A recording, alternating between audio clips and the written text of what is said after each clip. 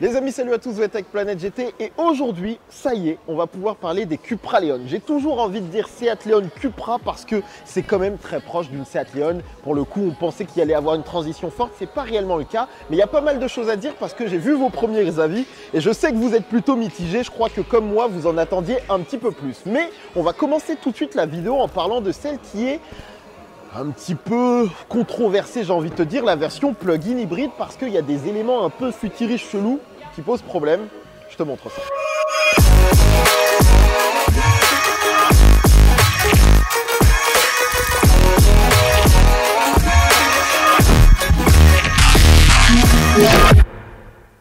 On va tout de suite commencer avec la face avant parce que effectivement, je pensais que ça allait être un petit peu plus agressif. Déjà, on va être content parce que pour le coup, on a véritablement une face avant spécifique. On peut déjà se satisfaire de ça.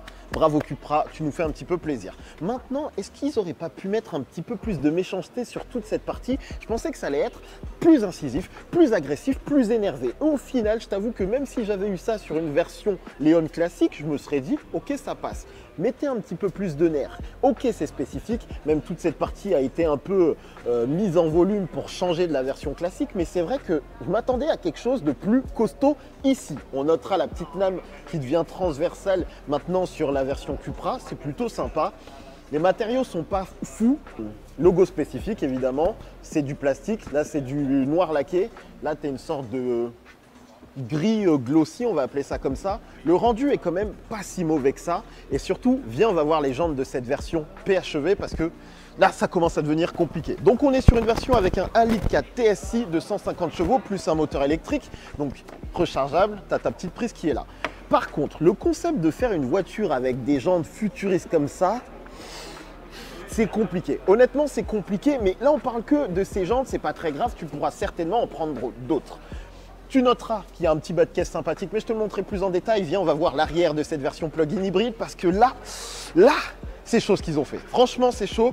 On a une fake échappement, un fake échappement, donc double, gros diffuseur, on est content, ça donne un peu de sportivité. Mais c'est quoi ça? Cuivre?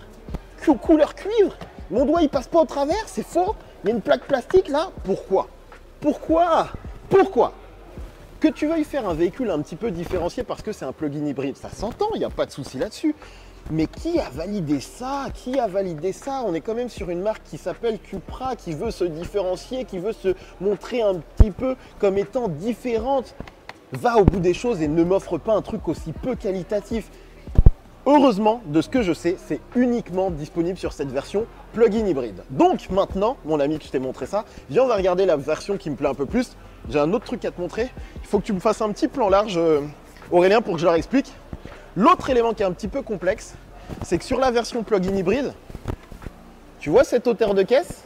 Tu vois comment ça paraît être un crossover SUV?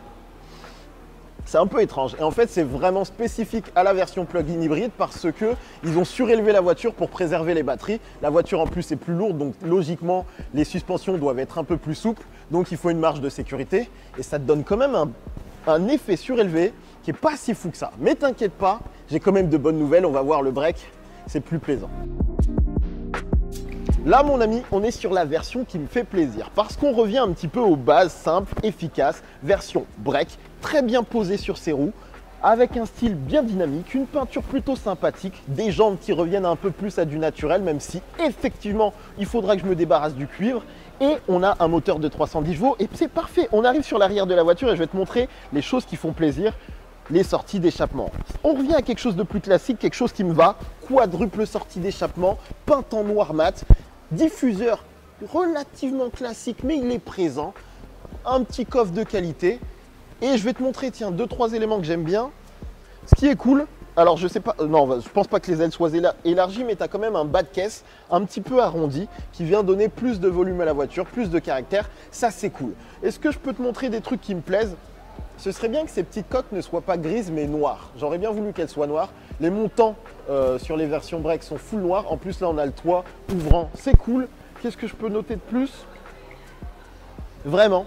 Mais peut-être que si on regarde, on est au tout début de la nouvelle génération de Seat Leon et de Cupra Leon. Du coup, peut-être qu'en faisant ça relativement tranquille, ça laisse de la marge pour le facelift. Parce que imagine s'ils y étaient allés vraiment violemment. Honnêtement, cette version me plaît pas mal et c'est quand même plutôt bien dessiné. Ça, c'est celle qui vous plaira le plus. Donc, effectivement, on va attendre de voir la version 5 portes berline en moteur thermique parce qu'en termes de style, je trouve au final que ça marche pas si mal, même si là, s'il vous plaît, Cupra, s'il vous plaît, Seat, quand vous faites le facelift, mettez-moi du nerf ici. Et tu sais ce qu'on va faire? On va aller jeter un œil à l'intérieur parce qu'il y a du bon et il y a du un petit peu plus complexe. Faut qu'on aille voir.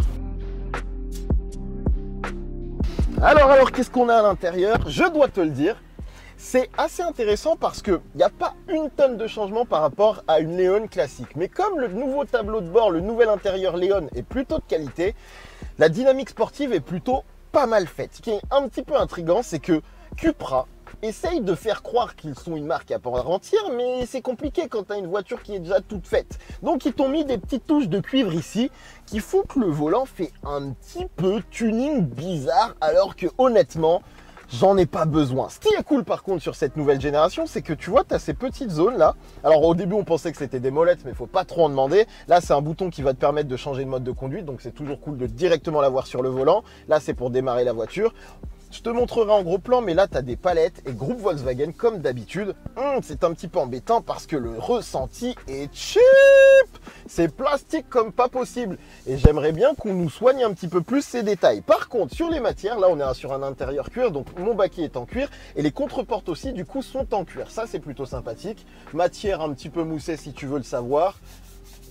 Pseudo alu brossé, les inserts cuivre, je trouve que c'est inutile. C'est vraiment le truc où tu sens qu'ils disent il faut qu'on montre qu'on est une marque différente. Donc non, j'espère que tu pourras choisir de les avoir en noir ou un truc un petit peu plus passe-partout parce qu'ils apportent pas grand-chose. Mais notons quand même un élément, c'est que laisse-moi m'imaginer sur une route de...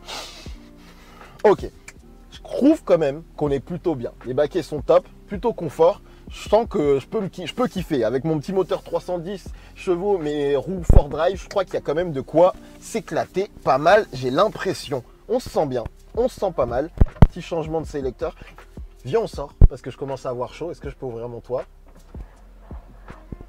Yes, ça marche. Je sais qu'il y en a toujours un qui veut que je montre le moteur. Du coup, voilà, c'est fait. Tu as l'information, tu es content, tu vois le moteur, c'est pas pour autant que tu sais comment ça va se passer dedans.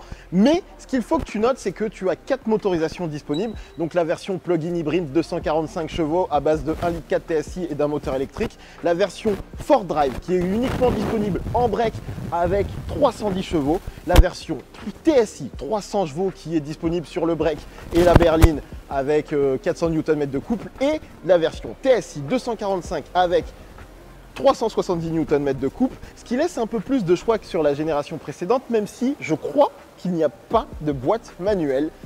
Et ça, c'est un petit peu triste. Mais il y a quand même pas mal de choix, ça, c'est un bon point. Le petit bonus qui va bien, évidemment, je vais te montrer la version de compétition parce que là, quand même, on commence à toucher quelque chose qui me plaît pas mal et je sais que certains d'entre vous seront très contents de pouvoir avoir un petit peu à quoi ça ressemble. Et honnêtement, si on peut faire un kit carrosserie TCR compétition pour la version civile, je crois que j'ai envie de discuter. C'est pas mal. Les amis, on va quand même arriver à la fin de cette vidéo. Du coup, je change d'angle juste pour te faire plaisir et on va conclure. Honnêtement, je crois que je suis quand même un petit peu en kiff sur cette version break. Pressé de la voir sur le routier parce que c'est quand même plutôt badass à vue d'œil. Hein. Je crois même que je pourrais me laisser tenter par les jantes cuivrées. Pas au quotidien, mais il y a un truc, il y a une petite ambiance qui est plutôt plaisante. Et du coup, je suis quand même pressé de voir une configuration petite berline 5 portes avec des jantes sérieuses, un échappement quadruple à l'arrière, quelque chose qui... Tu vois? Maintenant, si on conclut un petit peu sur ce que j'ai pu voir aujourd'hui, parce que j'ai vu vos retours mitigés, je peux les comprendre. En réalité, la proposition est intéressante. Et surtout, si on est réaliste et qu'on regarde un peu ce que proposait une Leon Cupra de génération précédente, c'était pas une folie absolue en termes de design. Donc, quelque part, on a un véhicule qui est dynamique. Il laisse un petit peu de marge pour les versions R, les versions faceliftées dans 3 ans, dans 2 ans et demi. Donc, quelque part, s'ils étaient partis si fort dès maintenant, tu te doutes bien que on n'aurait plus grand chose pour la suite. Donc, soyons contents, voyons ce que ça vaut sur la route et après, on ira chercher des kits carrosserie, des préparations moteurs s'il y a besoin d'en mettre plus. Mais soyez positifs les amis parce que honnêtement, à quelque chose près et à quelques touches de cuivre en trop, ça s'annonce pas mal du tout. Ça y est, c'est fini, je vous quitte. J'ai oublié de vous le préciser, s'il vous plaît, pensez à mettre un petit like, ça fait plaisir. Vraiment, le break me plaît beaucoup, véritablement. Abonnez-vous si c'est pas le cas parce que j'ai d'autres exclus qui arrivent pour vous, il faut qu'on s'en aille. Regardez, comme d'hab, on finit, tout le monde nous met dehors, il reste que le staff, ils se disent pourquoi ce gars est encore en train de filmer. Aurélien m'attend. Ce que vous ne savez pas, c'est que là, il est aux environs de 23 h. Dans 7 heures, il faut qu'on prenne un avion pour une autre petite exclus sympathique qui vous fera plaisir dans quelques jours, quelques semaines, je ne sais pas encore. On part, on reprend le travail, 3 vidéos, 3 jours, 3 voitures différentes, que des exclus.